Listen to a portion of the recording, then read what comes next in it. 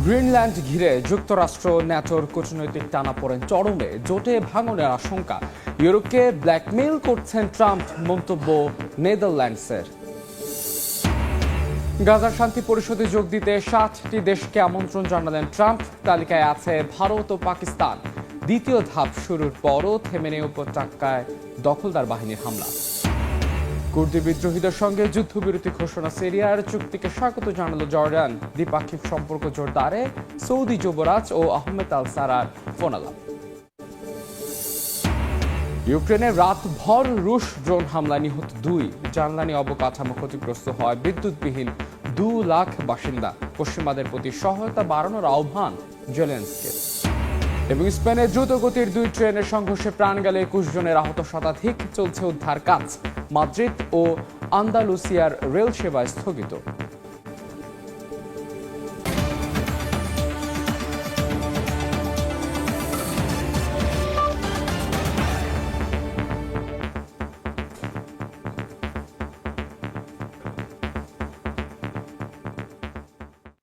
আন্তর্জাতিক সময়ের সঙ্গে আছে আমি মাহাদ ইসলাম ধ্রুব। দখলে ট্রাম্পের হুমকি ঘিরে যুক্তরাষ্ট্র ও ন্যাটোর মধ্যে কূটনৈতিক টানাপোড়েন তীব্র হচ্ছে। শুল্ক আরোপের পরিকল্পনাকে ভুল বলে ট্রাম্পকে সরাসরি জানিয়েছেন ব্রিটিশ প্রধানমন্ত্রী কিয়ার স্টারমার। ফ্রান্সের প্রেসিডেন্ট ইমানুয়েল ম্যাক্রো ট্রাম্পের এই সিদ্ধান্তকে অগ্রহণযোগ্য বলে মন্তব্য করেছেন। এই পথে এগোলে ন্যাটো জোটে বিপজ্জনক ভাঙন তৈরি হতে পারে বলে সতর্ক করছেন ইউরোপীয় দেশগুলোর নেতারা।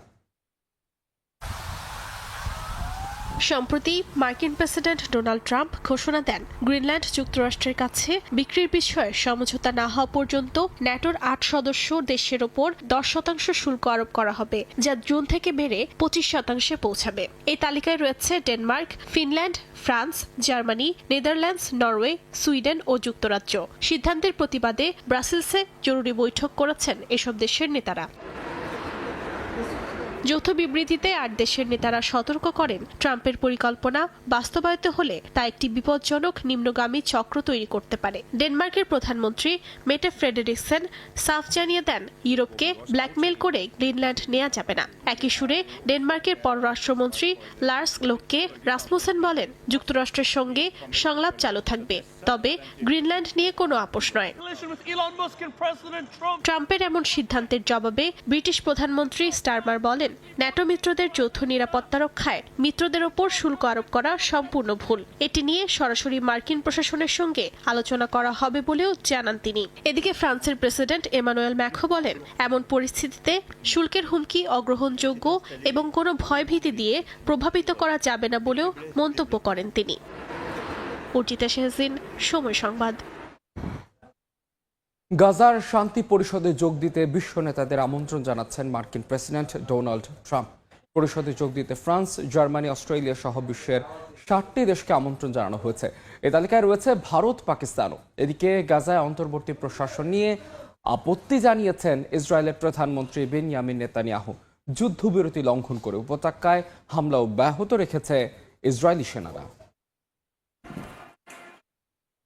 যুদ্ধবিরতি লঙ্ঘন করেই গাজায় বর্বরতা চালিয়ে যাচ্ছে ইসরায়েলি সেনারা। স্থানীয় সময় রোববার দখলদার বাহিনীর হামলায় বেশ কয়েকজন ফিলিস্তিনি আহত হন। গাজার ভবিষ্যৎ শাসন ব্যবস্থা পরিচালনায় গঠিত অন্তর্বর্তী প্রশাসনের কার্যক্রম তদারকে শান্তি পরিষদ গঠন করেছে ট্রাম্প প্রশাসন। সেই পরিষদে যোগ দিতে ফ্রান্স, জার্মানি, অস্ট্রেলিয়া, কানাডা, মিশর, জর্ডান ও তুরস্ক সহ বিশ্বের 60টি দেশকে আমন্ত্রণ জানিয়েছেন মার্কিন প্রেসিডেন্ট ডোনাল্ড ট্রাম্প। ইউরোপীয় ইউনিয়নের প্রতিনিধি হিসেবে ইউরোপিয়ান কমিশনের প্রেসিডেন্ট উর্সুলা ভন ডার লিয়েনের কাছেও আমন্ত্রণ পাঠানো হয়েছে। এ তালিকায় রয়েছে দক্ষিণ এশিয়ার দেশ ভারত, পাকিস্তানও। প্রধানমন্ত্রী শাহবাজ শরীফ এই আমন্ত্রণ গ্রহণ করেছেন বলে জানিয়েছে পাকিস্তানের পররাষ্ট্র মন্ত্রণালয়। সেই সঙ্গে জাতিসংঘের প্রস্তাবের সঙ্গে সামঞ্জস্য রেখে গাজায় শান্তি ও নিরাপত্তা নিশ্চিতের আন্তর্জাতিক উদ্যোগে পাকিস্তান যুক্ত থাকবে বলে জানিয়েছে ইসলামাবাদ। ভারতের প্রধানমন্ত্রী নরেন্দ্র মোদীকে আমন্ত্রণ জানানো হলেও দেশটির পররাষ্ট্র মন্ত্রণালয় এ বিষয়ে কোনো আনুষ্ঠানিক বক্তব্য দেয়নি। এদিকে গাজার অন্তর্বর্তী প্রশাসন গঠনে আপত্তি জানিয়েছেন ইসরায়েলের প্রধানমন্ত্রী বিনিয়ামিন নেতানিয়াহু। প্রধানমন্ত্রীর কার্যালয় জানায়, ইসরায়েলের সঙ্গে সমন্বয় ছাড়াই এই সিদ্ধান্ত নেওয়া হয়েছে, যা দেশটির নীতির পরিপন্থী। এ বিষয়ে মার্কিন পররাষ্ট্রমন্ত্রীর সঙ্গে যোগাযোগে ইসরায়েলের পররাষ্ট্রমন্ত্রীকে নির্দেশ দিয়েছেন নেতানিয়াহু। অর্জিতা শাহজিন, সময় সংবাদ। মার্কিন প্রেসিডেন্ট ডোনাল্ড ট্রাম্প প্রস্তাবিত গাজার বোর্ড অফ পিস বা শান্তি পরিষদের নাম লেখাতে হলে গুনতে হবে $100 কোটি। স্থানীয় সময় শনিবার প্রকাশিত পরিষদটির নথিতে এমন শর্তের উল্লেখ রয়েছে বলে জানিয়েছে গণমাধ্যম আরটি। এই অর্থের নিয়ন্ত্রণ ট্রাম্পের হাতেই থাকবে বলেও জানা যায়। নতুন কোনো সদস্য নেওয়ার ক্ষেত্রেও তাঁর ভেটো ক্ষমতা থাকবে। কোনো দেশ সাধারণত 3 বছরের বেশি সময় এই বোর্ডের সদস্য থাকতে পারবে না। তবে সনদ কার্যকর হওয়ার প্রথম বছরের মধ্যেই যদি কোনো দেশ নগদ $1 বিলিয়ন বেশি অর্থ বোর্ড অফ পিসে দেয়, তাহলে সেই দেশের সদস্য পদের মেয়াদ বাড়তে পারে। প্রস্তাবিত এই সংস্থার একটি খসড়া সনদে ডোনাল্ড ট্রাম্পকে বোর্ড অফ পিসের প্রথম চেয়ারম্যান হিসেবে উল্লেখ করা হয়েছে।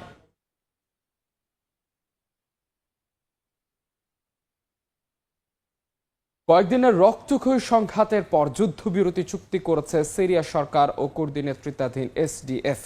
চুক্তি অনুযায়ী ইউফ্রেটিস নদীর পশ্চিমাঞ্চল থেকে এসডিএফ বাহিনী প্রত্যাহার এবং সিরীয় সেনাবাহিনীতে একীভূত হওয়ার কথা রয়েছে।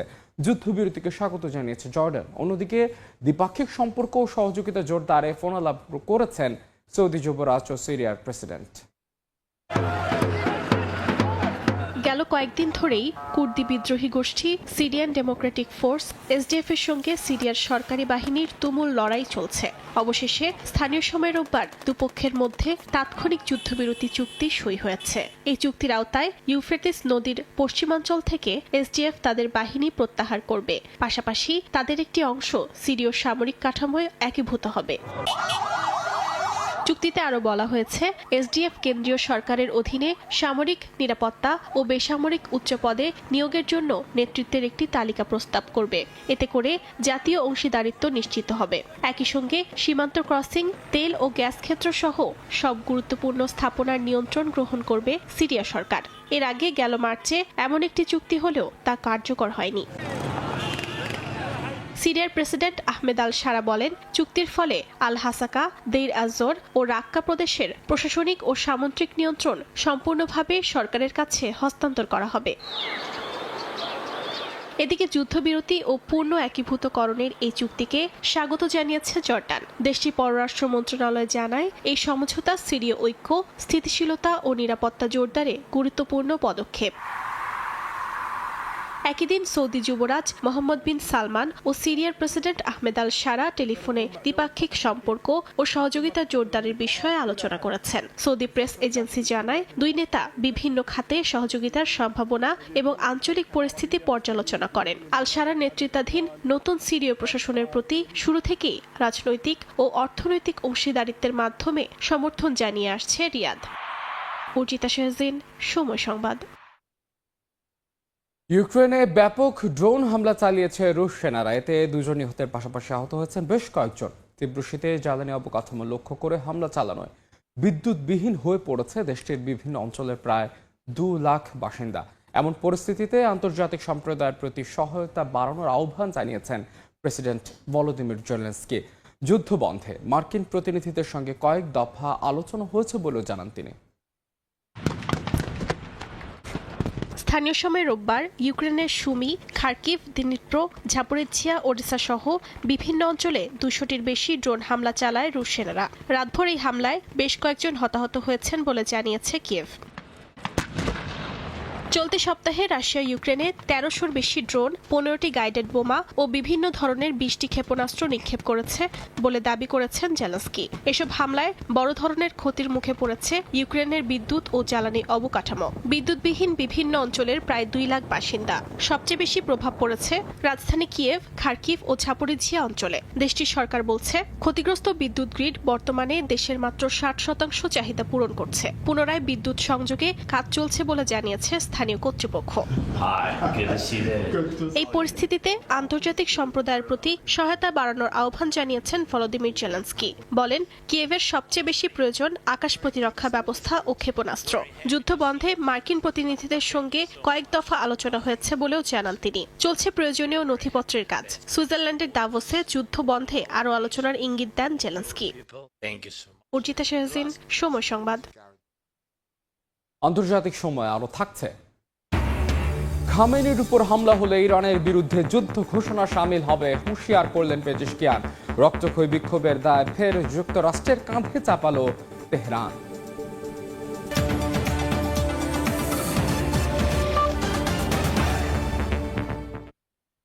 স্পেনের দক্ষিণাঞ্চলে দ্রুতগতির যাত্রীবাহী দুই ট্রেনের সংঘর্ষে অন্তত ২১ জন নিহত হয়েছেন, আহত হয়েছেন শতাধিক। এদের মধ্যে ২৫ জনের অবস্থা গুরুতর। দুর্ঘটনার পর মাদ্রিদ ও আন্দালুসিয়ার রেল সেবা স্থগিত করা হয়েছে। শোক প্রকাশ করে নিহতদের পরিবারের প্রতি গভীর সমবেদনা জানিয়েছেন দেশটির প্রধানমন্ত্রী পেদ্রো সানচেজ। স্থানীয় সময় রোববার রাতে স্পেনের দক্ষিণাঞ্চলে মালাগা থেকে মাদ্রিদগামী একটি ট্রেন লাইনচ্যুত হয়ে পাশের লাইনে উঠে যায়। বিপরীত দিক থেকে আসা মাদ্রিদ হুয়েলভাগামী ট্রেনের সঙ্গে সংঘর্ষে লাইনচ্যুত হয় দুটি ট্রেনই। ঘটনাস্থলে প্রাণ হারান বহু মানুষ, আহত হন শতাধিক। প্রত্যক্ষদর্শীরা জানান, দুর্ঘটনার পর একটি কোচ উল্টে গিয়ে ভেতরে আটকা পড়েন বহু যাত্রী। জানালা ভেঙে বেরিয়ে আসেন অনেকে। রেল কর্তৃপক্ষ জানিয়েছে, প্রথম ট্রেনে ৩০০ যাত্রী আর দ্বিতীয়টিতে ছিল প্রায় ১০০ জন। দুর্ঘটনার পর মাদ্রিদ ও আন্দালুসিয়ার রেল সেবা স্থগিত করা হয়। এদিকে এ ঘটনায় শোক প্রকাশ করে নিহতদের পরিবারের প্রতি সমবেদনা জানিয়েছেন দেশটির প্রধানমন্ত্রী পেদ্রো সানচেজ। উদ্বেগ প্রকাশ করেছে স্পেনের রাজ পরিবারও। নাসরিন রুমি, সময় সংবাদ। হামলা হলে তা ইরানের বিরুদ্ধে পূর্ণ মাত্রার যুদ্ধ ঘোষণা সামিল বলে কঠোর হুঁশিয়ারি দিয়েছে তেহরান। এদিকে ইরান জুড়ে বিক্ষোভের ৫,০০০ মানুষ নিহত হয়েছে বলে রয়টার্সকে জানিয়েছে দেশটির এক কর্মকর্তা। নিহতদের মধ্যে অন্তত ৫০০ জন নিরাপত্তারক্ষীর বাহিনী। এরই মধ্যে অক্সিওসের এক প্রতিবেদনে বলা হয়েছে, গেল সপ্তাহে ইসরায়েল ও আরব মিত্রদের চাপের মুখে তেহরানে হামলার সিদ্ধান্ত থেকে সরে আসেন মার্কিন প্রেসিডেন্ট ডোনাল্ড ট্রাম্প। স্থানীয় সময় রোববার সামাজিক যোগাযোগ মাধ্যম এক্সে দেয়া বার্তায় ইরানের প্রেসিডেন্ট মাসুদ পেজেশকিয়ান বলেন, সর্বোচ্চ নেতা আয়াতুল্লাহ আলী খামেনির ওপর যে কোনো হামলা ইরানের বিরুদ্ধে পূর্ণমাত্রার যুদ্ধ ঘোষণার শামিল। একই সঙ্গে পেজেশকিয়ান আরও বলেন, গত ২ সপ্তাহের রক্তক্ষয়ী বিক্ষোভের পেছনেও যুক্তরাষ্ট্রের দীর্ঘদিনের নিষেধাজ্ঞা ও শত্রুতার বড় ভূমিকা রয়েছে।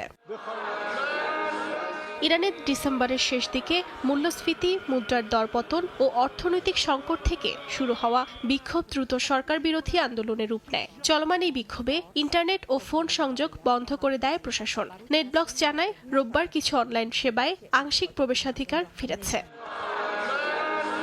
এদিকে ইরান জুড়ে চলা বিক্ষোভে অন্তত ৫,০০০ মানুষ নিহত হয়েছেন। তাদের মধ্যে প্রায় ৫০০ জন দেশটির নিরাপত্তা বাহিনীর সদস্য।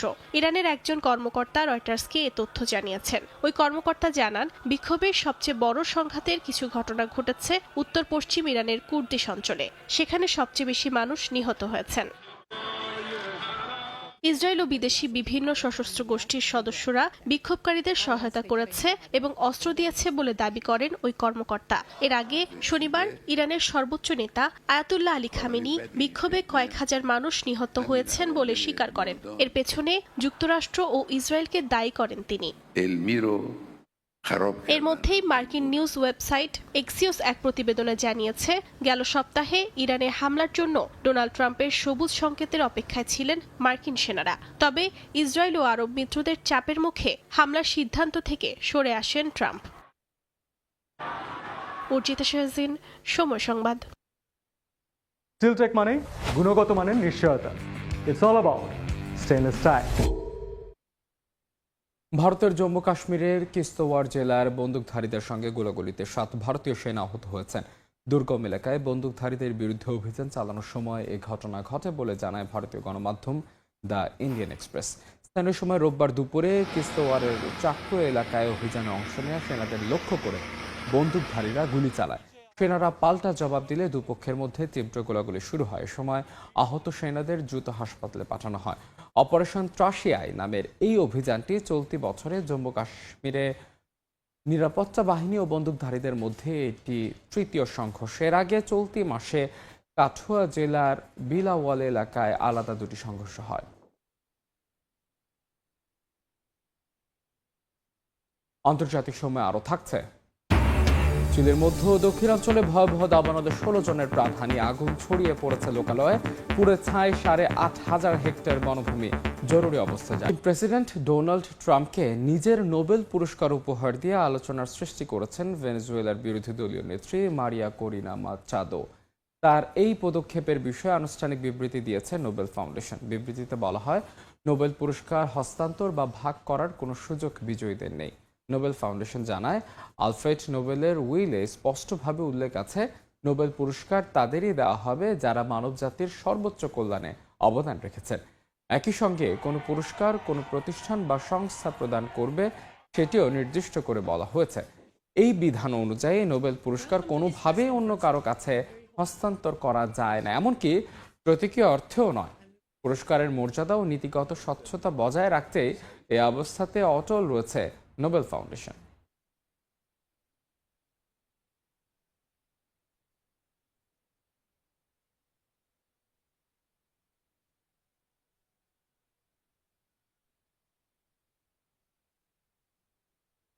নীলনদের পানি বণ্টন নিয়ে মিশর ও ইথিওপিয়ার দীর্ঘদিনের বিরোধ মেটাতে মধ্যস্থতার প্রস্তাব দিয়েছেন মার্কিন প্রেসিডেন্ট ডোনাল্ড ট্রাম্প।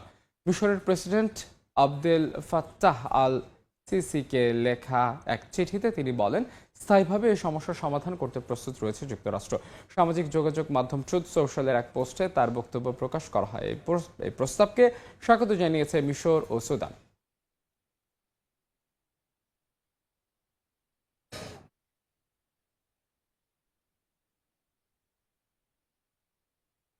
মালয়েশিয়ার কোটা বারু এলাকায় আন্তর্জাতিক মানব পাচার সিন্ডিকেটের সদস্যদের ধরতে বিশেষ অভিযান চালানো হয়েছে। থাইল্যান্ড সীমান্ত হয়ে অবৈধভাবে মালয়েশিয়ায় প্রবেশ করা 12 বাংলাদেশি এবং এক রোহিঙ্গা যুবককে আটক করা হয়েছে। মালয়েশিয়া থেকে মোহাম্মদ আব্দুল কাদেরের রিপোর্টে বিস্তারিত। মালয়েশিয়ায় কর্তৃপক্ষের নজর এড়াতে কেলান্তান রাজ্যের কোটাবারু এলাকার একটি দুর্গম গ্রামে বাড়ি ভাড়া নেয় মানব পাচারকারীরা। ওই বাড়িটিকেই তারা ট্রানজিট পয়েন্ট হিসেবে ব্যবহার করছিল। গত শনিবার সেখানে আকস্মিক অভিযান চালায় মালয়েশিয়ার অভিবাসন বিভাগের বিশেষ দল। অভিযানে 11 জন বাংলাদেশি পুরুষ ও একজন বাংলাদেশি নারীকে আটক করা হয়। একই সঙ্গে আটক করা হয় ওই আস্তানার পাহারার দায়িত্বে থাকা এক রোহিঙ্গা যুবককে। অভিবাসন বিভাগ জানায়, আটক বাংলাদেশিরা সবাই থাইল্যান্ড সীমান্ত দিয়ে অবৈধভাবে মালয়েশিয়ায় প্রবেশ করেন। মূলত পাচারের বকেয়া টাকা আদায় না হওয়া পর্যন্ত অভিবাসীদের ওই গোপন বাড়িতে বন্দি করে রাখা হতো। রোববার দেয়া এক বিবৃতিতে এসব তথ্য নিশ্চিত করেছে মালয়েশিয়ার অভিবাসন বিভাগ। তদন্তে আরও জানা যায়, এই মানব পাচার চক্রটি প্রতি ব্যক্তির কাছ থেকে 10 থেকে 15,000 রিঙ্গিত আদায় করত। 2024 সাল থেকে সক্রিয় থাকা এই চক্রটি এখনো পর্যন্ত প্রায় 15 লাখ রিঙ্গিত অবৈধভাবে হাতিয়ে নিয়েছে। চক্রটির মূল হোতা ইকবাল নামে এক বাংলাদেশি নাগরিক। ধারণা করা হচ্ছে তিনি বর্তমানে থাইল্যান্ডে অবস্থান করছেন। আটককৃতদের বিরুদ্ধে মালয়েশিয়ার মানব পাচার বিরোধী আইনে কঠোর ব্যবস্থা নেওয়ার প্রস্তুতি চলছে। একই সঙ্গে এই অপরাধে জড়িত অন্য সদস্যদের শনাক্তে তদন্ত জোরদার করছে কর্তৃপক্ষ। যে মালয়েশীয় নাগরিক বাড়িটি ভাড়া দিয়েছিলেন তাকেও খুঁজছে পুলিশ। মানব পাচার রোধে এমন অভিযান আরও জোরদার করার ঘোষণা দিয়েছে মালয়েশিয়ার অভিবাসন বিভাগ। মালয়েশিয়া থেকে মোহাম্মদ আব্দুল কাদের, সময় সংবাদ। দেখছেন আন্তর্জাতিক সময়। চিলির দক্ষিণ ও মধ্যাঞ্চলে ভয়াবহ দাবানলে অন্তত 16 জন নিহত হয়েছেন। এতে দেশটির বায়বীয় অঞ্চলে শুধু একটি এলাকায় পুড়ে গেছে 253টি বাড়িঘর। স্থানীয় সময় রোববার চিলির জননিরাপত্তা মন্ত্রী লুইস কার্দেরো জানান, দাবানলে প্রায় 8,500 হেক্টর বনভূমি পুড়ে গেছে। অন্তত 50,000 মানুষকে নিরাপদ স্থানে সরিয়ে নেওয়া হয়েছে। রাজধানী সান্তিয়াগো থেকে প্রায় 500 কিলোমিটার দক্ষিণে বায়বীয় ও পার্শ্ববর্তী নুবলে অঞ্চলে এরই মধ্যে জরুরি অবস্থা জারি করেছে দেশটির প্রেসিডেন্ট। আগুন নেভাতে দমকল কর্মীর সঙ্গে সমন্বয় করে কাজ করছেন সেনাবাহিনীর সদস্যরাও। তীব্র বাতাস ও তাপমাত্রা বেশি থাকায় আগুন নেভাতে বেগ পেতে হচ্ছে। এর আগে গেল শনিবার মধ্যরাতের পর হঠাৎ আগুন ছড়িয়ে পড়ে, এতে অনেকেই ঘরের ভেতর আটকা পড়েন। দাবানলের ঘটনায় প্রাণহানি আরও বাড়তে পারে বলে আশঙ্কা করছে স্থানীয় প্রশাসন।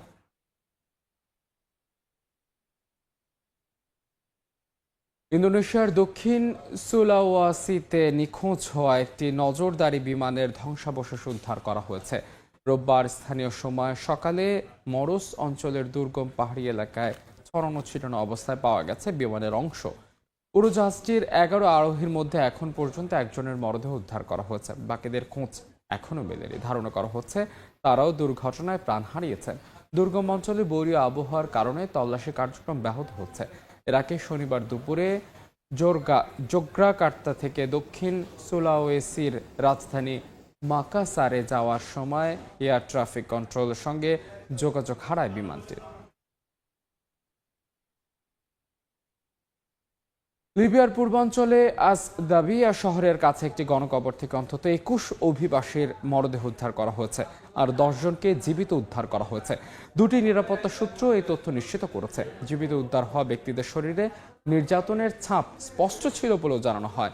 নাম প্রকাশ না করার শর্তে সূত্রগুলো জানায়, সাহারা দক্ষিণ আফ্রিকা থেকে আসা অভিবাসীদের আটকে রাখার খবর পেয়ে নিরাপত্তা বাহিনী আসদাবিয়া শহরের কাছে একটি খামারে অভিযান চালায়। এ ঘটনায় খামারের মালিককে গ্রেফতার করা হয়েছে।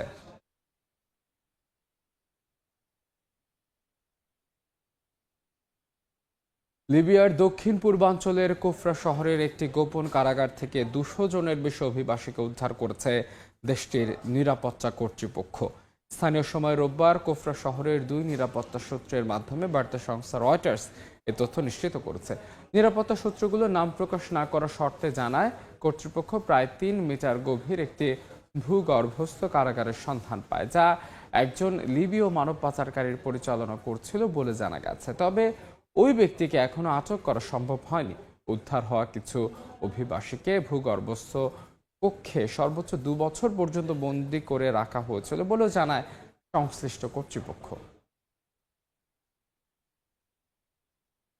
দেখছেন আন্তর্জাতিক সময়। কোন প্রার্থী 50% বেশি ভোট না পাওয়ায় দ্বিতীয় দফায় গড়াচ্ছে পর্তুগালের প্রেসিডেন্ট নির্বাচন। প্রথম দফায় 30% বেশি ভোট নিয়ে জয়ী হয়েছেন সোশ্যালিস্ট সমর্থিত প্রার্থী জোসে সেগুরো। 8 ফেব্রুয়ারি দ্বিতীয় দফার ভোটে তাকে লড়তে হবে কট্টর ডানপন্থী প্রার্থী অ্যান্দ্রে ভেন্তুরার সঙ্গে। ডানপন্থী প্রার্থী দ্বিতীয় অবস্থানে থাকায় উজবেক প্রবাসীরা। লিসবন থেকে তারিকুল হাসান আশিকার রিপোর্টে বিস্তারিত। 11তম প্রেসিডেন্ট নির্বাচনের ভোট গ্রহণ ঘিরে রোববার পর্তুগাল জুড়ে বেশ উৎসবমুখর পরিবেশ ছিল। সকালে ভোট কেন্দ্রগুলোই ভোটার উপস্থিতি কম থাকলেও বেলা গড়ানোর সঙ্গে সঙ্গে তা বাড়তে থাকে। সকাল 8টায় ভোট গ্রহণ শুরু হলে ভোট দেন 11 জন প্রার্থীর সবাই। নিবন্ধিত ভোটারের 55% বেশি ভোটার ভোটাধিকার প্রয়োগ করলেও বাকিরা যাননি ভোট কেন্দ্রে। নির্বাচন দ্বিতীয় দফায় গড়াবে এমন শঙ্কা নিয়েই ভোট দেন পর্তুগিজরা। রাজধানী লিসবন ও বন্দরনগরী পোর্তো সহ বিভিন্ন শহর বা অঞ্চলে নিবন্ধিত ভোট কেন্দ্রে ভোট দেন পর্তুগালের নাগরিকত্ব নেয়া প্রবাসী বাংলাদেশিরা। কাজকর্ম সেরে সন্ধ্যায়ও ভোট দেন অনেকে। তাদের প্রত্যাশা, নতুন প্রেসিডেন্ট নির্বাচিত হওয়ার মাধ্যমে স্থিতিশীলতা ফিরবে পর্তুগালের রাজনীতিতে। আজকে খুব সুন্দর, মনোরম এবং সুন্দর শান্তিপূর্ণ পরিবেশে আমরা আজকে প্রেসিডেন্সিয়াল ভোটে অংশগ্রহণ করলাম। গত কয়েক বছর যাবতীয় পর্তুগালে আসলে রাজনৈতিক অস্থিতিশীলতা চলছিল এবং নতুন প্রেসিডেন্ট ইলেকশনের মাধ্যমে, প্রেসিডেন্ট নির্বাচিত হওয়ার মাধ্যমে আশা করি এই রাজনৈতিক অস্থিতিশীলতা থেকে আমরা মুক্তি পাবো এবং একটি সুন্দর পরিবেশ এবং একটি সুন্দর দেশ পাবো। ভোট গ্রহণ শেষ হয় স্থানীয় সময় সন্ধ্যা 7টায়। ঘণ্টাখানেক পরই বিভিন্ন কেন্দ্র থেকে আসতে থাকে ফলাফল। কোন প্রার্থী 50% বেশি ভোট না পেলেও 30% বেশি ভোট পেয়ে প্রথম ধাপে বিজয়ী হন সোশ্যালিস্ট সমর্থিত প্রার্থী জোসে সেগুরো। অন্যদিকে 25% বেশি ভোট নিয়ে দ্বিতীয় অবস্থানে রয়েছেন কট্টর ডানপন্থী নেতা আন্দ্রে ভেন্তুরা। 8 ফেব্রুয়ারিতে দ্বিতীয় দফার ভোটে এই দুজনের মধ্যে থেকে একজনকে প্রেসিডেন্ট হিসেবে নির্বাচিত করার সুযোগ পাবেন পর্তুগিজরা। তারিকুল হাসান আশিক, সময় সংবাদ, লিসবন, পর্তুগাল। আয়ারল্যান্ডে ওয়ার্ক পারমিট সহজ করেছে দেশটির প্রশাসন। এরই মধ্যে ভিসা পেয়ে বাংলাদেশ থেকে অনেকে আয়ারল্যান্ডে গেছেন। বিশেষ করে বাংলাদেশ মালিকানাধীন রেস্টুরেন্টগুলোতে এই হার সবচেয়ে বেশি। আয়ারল্যান্ড থেকে বিস্তারিত জানাচ্ছেন সৈয়দ জুয়েল। একটা সময় আয়ারল্যান্ডে বাংলাদেশি মালিকানাধীন রেস্টুরেন্টগুলো থেকে ওয়ার্ক পারমিট বের করা ছিল বেশ সহজ, তবে 2007 সালের পর থেকেই অনেকটা কঠিন হয়ে যায়। হাতে গোনা কয়েকজন ছাড়া ওয়ার্ক পারমিট নিয়ে আয়ারল্যান্ডে আসতে পারেনি অনেক প্রবাসী। তবে অনেক বছর পর আবার ওয়ার্ক পারমিট পাওয়া অনেকটাই সহজ করেছে দেশটি। এজন্য মানতে হবে বেশ কিছু নিয়ম, যার মধ্যে নিয়মিত রেস্টুরেন্টের আয় ও সঠিক ট্যাক্স প্রদান, সরকারি যে কোনো সহায়তা গ্রহণ না করা অন্যতম। নিয়মগুলো সঠিকভাবে পালন করা রেস্টুরেন্টগুলো আবেদন করতে পারবেন ওয়ার্ক পারমিটের। এখানকার বাংলাদেশি রেস্টুরেন্ট ব্যবসায়ীরা বলছেন, বাংলাদেশ থেকে দক্ষ লোক নেওয়ার অন্যতম সুযোগ এটি। যদি সবাই নিয়মিত ট্যাক্স দেয় তাহলে বাংলাদেশ থেকে অনেক লোক আসতে পারে আয়ারল্যান্ডে। বাংলাদেশ থেকে এখন লোক আনার মতো গভর্নমেন্ট ওয়ার্ক পারমিট দেয় যদি আপনি ট্যাক্স পরিশোধ করেন এবং সরকারি কোনো সহায়তা না নেন। এই জিনিসগুলো ফলো করলেই আপনারা লোকজন নিয়ে আসতে পারবেন। ইনশাল্লাহ আমাদের দেশের উপকার এবং আমাদের মানুষের জন্য কল্যাণকর। বর্তমানে অনেক রেস্টুরেন্ট থেকেই নতুন করে আরো ওয়ার্ক পারমিটের আবেদন করা হয়েছে। একটি সময় ছিল ওয়ার্ক পারমিট পাওয়া অনেক কঠিন ছিল, কিন্তু বর্তমানে আইরিশ সরকার অনেকটাই শিথিল হয়েছে, যার পরিপ্রেক্ষিতে অনেক বাংলাদেশি ইতিমধ্যে এসেছেন আয়ারল্যান্ডে ওয়ার্ক পারমিটে। কারণ তারা নিয়মিত ট্যাক্স দিচ্ছেন। যেসব রেস্টুরেন্টগুলোতে নিয়মিত ট্যাক্স দেয় তারাই বেশিরভাগ ওয়ার্ক পারমিট পেয়ে থাকেন। তাই সুযোগ লোকানার এখনই বাংলাদেশ থেকে আয়ারল্যান্ডে, এতে করে আয়ারল্যান্ডের অর্থনীতিও যেমন হবে শক্তিশালী, পাশাপাশি বাংলাদেশের অর্থনীতি হবে আরও শক্তিশালী। সৈয়দ জুয়েল, সময় সংবাদ, আয়ারল্যান্ড। জার্মানির বার্লিনে চলছে সবুজ সপ্তাহ মেলা। এতে জার্মানি ছাড়া অংশ নিয়েছে বিশ্বের 50টি দেশ। মেলায় প্রদর্শিত হচ্ছে কৃষিজাত পণ্যের পাশাপাশি অর্গানিক নানা খাদ্য সামগ্রী। মেলা দেখতে ভিড় করছেন স্থানীয়দের পাশাপাশি পর্যটকরাও। জার্মানি থেকে বিস্তারিত জানাচ্ছেন বিটু বড়ুয়া। জার্মানির রাজধানী বার্লিনে শুরু হয়েছে সবুজ সপ্তাহ 2026। স্থানীয় ভাষায় যাকে বলা হয় গ্রিনে ভকে। বিশ্বের সবচেয়ে বৃহত্তম ও আদি এই কৃষি ও কৃষিজাত পণ্যের মেলায় জার্মানি ছাড়াও বিশ্বের 50টি দেশের প্রায় 1,500-এরও বেশি পরিবেশক ও প্রদর্শক অংশ নিয়েছেন। ক্রেতা বিক্রেতাদের সামনে প্রদর্শন করছেন নিজেদের উৎপাদিত ও উদ্ভাবিত নানা অর্গানিক খাদ্য ও পণ্য সামগ্রী। নরওয়ের স্টল থেকে আপনাদেরকে স্বাগত জানাচ্ছি। এবারের মেলায় পরিবেশন করছি আমাদের দেশের সবচেয়ে জনপ্রিয় ও মজাদার স্যামন মাছের রেসিপি। সঙ্গে আছে নানা স্বাদের ফ্রুটসের ডেজার্ট। এবারের সবুজ সপ্তাহের আয়োজনটা অন্য বছরের চেয়ে বেশ আকর্ষণীয়। বিশেষ করে মেলার ডিজাইন অনেক সুন্দর। আবার বিদেশের যে খাবার জার্মানিতে পাওয়া যায় না, সেটি আমরা এই মেলা থেকে সংগ্রহ করতে পারছি। সব মিলিয়ে আনন্দ হচ্ছে। নানা সাংস্কৃতিক আয়োজনের মধ্য দিয়ে গেল 16 জানুয়ারি শুরু হয় এই মেলা। এতে কাঠ, বাঁশ ও মাটির তৈরি নানা আসবাবের পাশাপাশি জার্মান সেনাবাহিনীর অত্যাধুনিক সমরযান প্রদর্শিত হচ্ছে। এছাড়াও স্থানীয় কৃষি খামারে বেড়ে ওঠা নানা জাতের গবাদি পশুও আনা হয়েছে। প্রথমবারের মতো মেলায় বেবিলনের ঝুলন্ত উদ্যানের আদলে একটি ফুলের বাগান তৈরি করা হয়েছে, যার নজর কাটছে দর্শনার্থীদের। আমি প্রথমবার এই সবুজের মেলায় এসেছি। অসাধারণ লাগছে সবকিছু। মেলার ভেতরে এত বিশাল ফুলের বাগান দেখে অবাক হয়েছি। সত্যিই খুব সুন্দর। 1926 সালে বার্লিনে প্রথমবারের মতো যাত্রা শুরু হয় এই সবুজ সপ্তাহের। আর শতবর্ষে পদার্পণ করা এই মেলার উদ্বোধন করেন জার্মান প্রেসিডেন্ট ফ্রাঙ্ক ওয়াল্টার স্টাইনমায়ার। মেলা চলবে আগামী 25 জানুয়ারি পর্যন্ত। মানুষের জীবন ও জীবিকার তাগিদে প্রাণ, প্রকৃতি এবং জীববৈচিত্র্যকে বাঁচিয়ে রাখার যে কোনো বিকল্প হতে পারে না। বার্লিনের এই সবুজ সপ্তাহ তারই বড় প্রমাণ। তাই সবুজ পৃথিবী গড়ার পাশাপাশি নবায়নযোগ্য এবং টেকসই উন্নয়ন হোক সবার অঙ্গীকার। জার্মানির বার্লিন থেকে বিটু বড়ুয়া, সময়। আন্তর্জাতিক সময়। পাকিস্তানের করাচিতে একটি বহুতল শপিং মলে আগুনের ঘটনায় নিহত বেড়ে 11 জনে দাঁড়িয়েছে। দগ্ধ হয়েছেন অন্তত 59 জন। স্থানীয় সময় শনিবার গভীর রাতে করাচির MA জিন্না রোডের গুল প্লাজা মলে এই আগুনের ঘটনা ঘটে। নিচতলা থেকে শুরু হওয়া আগুন দ্রুত উপরের তলাগুলোতে ছড়িয়ে পড়ে। আগুনের তীব্রতায় ভবনের বেশ কিছু অংশ ধসে পড়েছে। বিপণী বিতানিতে পর্যাপ্ত অগ্নি নির্বাপক ব্যবস্থা ছিল না বলে জানিয়েছে উদ্ধারকর্মীরা। আগুনের সূত্রপাত কিভাবে হয়েছে তা জানা যায়নি, এখনো তদন্ত চলছে। রাশিয়ার ইকাউইতে অঞ্চলে অনুষ্ঠিত হয়েছে বিশ্বের অন্যতম শীতল ম্যারাথন। -41 ডিগ্রি সেলসিয়াস তাপমাত্রায় প্রতিযোগিতায় অংশ নেয় দেশ বিদেশ থেকে আসা অন্তত 50 জন দৌড়বিদ। আয়োজকরা জানান, তীব্র শীতের মধ্যেও নির্ধারিত দূরত্বে শেষ করেছেন অধিকাংশ প্রতিযোগী। চারিদিকে বরফের আবরণ, সাদা তুষারে ঢেকে আছে রাস্তাঘাট সহ আশেপাশের এলাকা। আবহাওয়া দফতর বলছে অঞ্চলটির তাপমাত্রা -41°C ঘরে। বরফ শীতল অবস্থাতেই রাশিয়ার ইয়াকুতিয়া অঞ্চলে দৌড়ে নেমেছেন একদল রানার। স্থানীয় সময় শনিবার অঞ্চলটির আইমিয়াকন জেলায় সপ্তমবারের মতো অনুষ্ঠিত হয় আইমিয়াকন দ্য পোল অফ কোল্ড নামের শীতকালীন ম্যারাথন।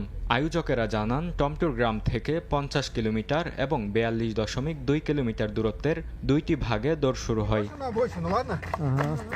প্রতিযোগিতায় অংশ নেন অন্তত অর্ধশত দৌড়বিদ। ছিলেন রুশ জাতীয় ফুটবল দলের সাবেক অধিনায়ক। নিজের বয়স ভিত্তিক বিভাগে প্রথম হন এই অ্যাথলেট। 50 মিটার দৌড় 4 ঘন্টা 45 মিনিটে শেষ করে জানান প্রতি বছর এই ম্যারাথনে অংশগ্রহণকারীর সংখ্যা বাড়ছে। পথটা খুবই দারুণ। আমার মনে হয় ওইমিয়াকনকে ঘিরে আগ্রহ প্রতি বছরই বাড়ছে। গেল বছর অংশগ্রহণকারী কম ছিল, কিন্তু আগামী বছর নিশ্চয়ই আরো বেশি হবে। পুরো পথে স্থানীয় বাসিন্দাদের সমর্থন পাওয়া যায়, আর চারপাশের দৃশ্যগুলো সত্যি অসাধারণ। তবে 50 মিটার আল্ট্রা ম্যারাথনে সামগ্রিকভাবে জয়ী হন ইয়াকুতিয়ার দৌড়বিদ আলেকজান্ডার মুয়েদু। তিনি ট্র্যাকটি শেষ করেন 3 ঘন্টা 28 মিনিটে। অন্যদিকে পূর্ণ ম্যারাথনে 2 ঘন্টা 58 মিনিটে নতুন রেকর্ড গড়েন স্থানীয় দৌড়বিদ লিওনিদ জিকভ। দৌড় শেষে প্রতিযোগীরা জানান বরফে ঢাকা পথ দৌড়ানো ছিল কঠিন, তবে স্থানীয়দের সমর্থন তাদের শক্তি জুগিয়েছে। আয়োজকরা জানান রাশিয়ার 44টি অঞ্চল ছাড়াও জাপান ও বেলারুশ থেকে ম্যারাথনে নাম লেখান প্রতিযোগীরা। বরকতুল্লাহ, সময় সংবাদ। ক্রোয়েশিয়ার উত্তরাঞ্চলে গ্লিয়েভ গ্রামে শীত তাড়াতে আয়োজন করা হলো ব্যতিক্রমী এক উৎসব। দিদি নামের ঐতিহ্যবাহী আচার ঘুরে বেড়ায় গ্রামের প্রতিটি ঘরে। শীত তাড়ানো আর শুভ দিনের প্রত্যাশা নিয়ে আয়োজন করা হয় এই উৎসবে। শতাব্দী প্রাচীন উৎসবটির লিখিত কোনো ইতিহাস না থাকলেও লোকজ বিশ্বাসে টিকে আছে প্রজন্ম থেকে প্রজন্মে। প্রতি বছর জানুয়ারির শেষ ভাগে ক্রোয়েশিয়ার ক্লিয়েভ গ্রামে শুরু হয় দিদিস কমেসনিসে কার্নিভাল। ভেড়ার লোমের পোশাক, কোমরে বাঁধা ঘণ্টা নিয়ে দিদি শিল্পীরা নেচে গেয়ে যোগ দেন রঙিন মিছিলে। ঘণ্টা আর শিঙার শব্দে মুহূর্তেই নীরব গ্রাম হয়ে ওঠে উৎসব মুখর। দিদিস কমেসনিসে অ্যাসোসিয়েশনের সভাপতি জানান উৎসবটির লিখিত কোনো ইতিহাস নেই। তার ভাষ্যমতে অন্তত 200 বছর ধরে চলে আসা এই রীতি পৌত্তলিক উৎস থেকে খ্রিস্টীয় সংস্কৃতিতে মিশেছে। প্রাচীনকাল থেকে একইভাবে ঐতিহ্য রক্ষা করে আসছেন গ্রামের বাসিন্দারা। গ্রামটি প্রায় 200 বছর আগে প্রতিষ্ঠিত হলেও আমাদের কাছে লিখিত কোনো নথি নেই। মূলত লোকজ শিল্পীরা এই উৎসবে ঘণ্টা বাজান, তাই এর লিখিত ইতিহাসও নেই। আমাদের পূর্বপুরুষেরা এটি করতেন, সেই ঐতিহ্য বজায় রেখেই আমরাও এটি করে আসছি। রীতির অংশ হিসেবে দিদিরা গ্রাম থেকে গ্রামে প্রতীকী গর্ভবতী কনের সঙ্গে নিয়ে বর খুঁজে। প্রতিটি বাড়িতে গিয়ে খাবার খায়, কিন্তু কোথাও বর মেলে না। গ্রামের শেষ প্রান্তে গিয়ে এ অনুসন্ধান শেষ হয়। আবার পরের বছর নতুন করে শুরু হয় এই প্রতীকী খোঁজ। স্থানীয়দের কাছে এই আচার কেবল বিনোদন নয়, শীতের অন্ধকার তাড়িয়ে ভালো দিনের আশা জাগানোর প্রতীক। ঘণ্টা ধ্বনি আর রঙিন মিছিলের মাধ্যমে কঠিন শীতের শেষে সমৃদ্ধির বার্তা দেয় দিদিরা। নতুন প্রজন্মের কাছেও এটি হয়ে উঠেছে স্মরণীয় আনন্দের দিন। বরকতুল্লাহ, সময় সংবাদ। এবার খেলার খবর। ভারতের মাটিতে ইতিহাস গড়ল নিউজিল্যান্ড। প্রথমবারের মতো টিম ইন্ডিয়াকে তাদের মাটিতেই হারালো দ্বিপাক্ষিক সিরিজে। ইন্দোরে 3 ম্যাচ সিরিজের শেষে ওয়ানডেতে 41 রানে জয় পেয়েছে ব্ল্যাক ক্যাপস। ম্যাচ ও সিরিজ সেরা হয়েছেন ড্যারেল মিচেল। হোলকার স্টেডিয়ামে টস জিতে নিউজিল্যান্ডকে ব্যাটিংয়ে পাঠায় ভারত। দলীয় 5 রানের মধ্যে 2 ওপেনার ডেভন কনওয়েল ও হেনরি নিকোলাসকে ফিরিয়ে টিম ইন্ডিয়াকে ভালো সূচনা এনে দেন হর্ষিত রানা ও আর্শিদ দীপ। ইনিংস বড় করতে পারেননি উইল ইয়ং, তবে চতুর্থ উইকেট জুটিতে ভারতীয় বোলারদের উপর দাপট দেখিয়ে গেলেন ড্যারেল মিচেল ও গ্লেন ফিলিপস। এই জুটির ব্যাট থেকে আসে 219 রান, দুজনই তুলে নেন সেঞ্চুরি। ফিলিপস 106 রানে আউট হওয়ার পরও ব্যাট চালিয়ে যান মিচেল। চলতি সিরিজে দ্বিতীয় ও ক্যারিয়ারের 9ম শতক তুলে নেন তিনি। আউট 137 রানে শেষ পর্যন্ত স্বাগতিকদের 338 রানের টার্গেট দেয় কিউইরা। জবাবে ভারতের শুরুটা ভালো হয়নি। 68 রানে 3 উইকেট হারিয়ে কিছুটা ব্যাকফুটে চলে যায় গুলমান গিলের দল। তবে এক প্রান্তে অবিচল ছিলেন বিরাট কোহলি, তুলে নেন ক্যারিয়ারের 54তম সেঞ্চুরি। শেষ 6 ওয়ানডেতে যা তার তৃতীয় শতক। কোহলিকে সঙ্গ দেন নীতিশ রেড্ডি ও হর্ষিত রানা। টিম ইন্ডিয়ার বিপক্ষে 3 ম্যাচ ওয়ানডে সিরিজে সর্বোচ্চ রানের রেকর্ড করেছেন সিরিজ সেরা ড্যারেল মিচেল। আন্তর্জাতিক সময়ের শীর্ষ সংবাদ জানিয়ে দিচ্ছে আরও একবার। গ্রিনল্যান্ড ঘিরে যুক্তরাষ্ট্র ন্যাটোর কূটনৈতিক টানাপোড়েন চরমে, জোটে ভাঙনের আশঙ্কা। ইউরোপকে ব্ল্যাকমেইল করছে ট্রাম্প, বলছে নেদারল্যান্ডস। গাজার শান্তি পরিষদে যোগ দিতে 60টি দেশকে আমন্ত্রণ জানালেন ট্রাম্প। তালিকায় আছে ভারত ও পাকিস্তান। ও দ্বিতীয় ধাপ শুরুর পরও থেমেনি উপত্যকায় দখলদার বাহিনীর হামলা। এবং কুর্দি বিদ্রোহীদের সঙ্গে যুদ্ধবিরতির ঘোষণা। সিরিয়ার চুক্তিকে স্বাগত জানালো জর্ডান। দ্বিপাক্ষিক সম্পর্ক জোরদারে সৌদি যুবরাজ ও আহমেদ আল শারার ফোন আলাপ। এই ছিল আন্তর্জাতিক সময়ের এখনকার আয়োজন। এরপর সকাল 10টার সময় সংবাদ নিয়ে থাকবেন সহকর্মী রোজা চৌধুরী। ধন্যবাদ ধ্রুব। সকাল 10টার সময় সংবাদ নিয়ে আসছে কিছুক্ষণ পর, সঙ্গে থাকুন সময়ের।